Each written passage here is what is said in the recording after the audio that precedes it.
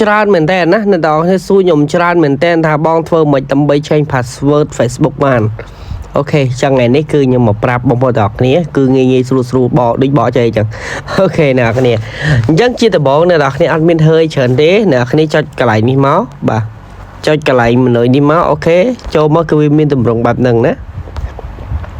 មានតម្រងបែបហ្នឹងអស់ចុះក្រោមមកអ្នកទាំងអស់គ្នាចុចពាក្យថា setting and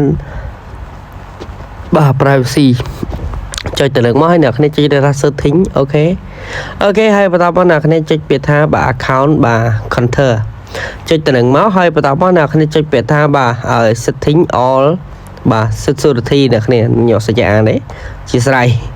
អូខេបន្តមកអ្នកគ្នាចុចទៅនឹងហើយអ្នកគ្នាប្រកាសជាឃើញពាក្យថា change password អូខេ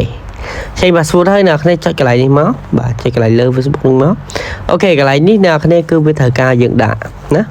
ឥឡូវនេះគឺយើងត្រូវការដាក់អីគេបាទគឺបាទ password ចាស់របស់យើងណាហ្នឹងហើយអញ្ចឹងអាក្រុមនេះគឺយើងដាក់ឲ្យជាមួយនឹង password ថ្មីណា password ថ្មីមិនបាទយើងដាក់ password ថ្មីឧទាហរណ៍ណាហ្នឹងហើយអញ្ចឹងយើងដាក់ password ថ្មីប៉ុន្តែខ្ញុំបញ្ជាក់អាខាងលើខាងក្រោមនេះដាក់ដូចគ្នាបើយើងបាទសរសេរយើង copy ដាក់មកផ្លាប់មកអូខេយើងមក copy ចេញមកអូខេហើយចុចឲ្យវាថា change password ហ្នឹងទៅវានឹងធ្វើការបាទឲ្យដល់ password ថ្មីឲ្យយើងដល់ងាយស្រួលអូខេវីដេអូរបស់ខ្ញុំមានតែប៉ុណ្្នឹងបាយ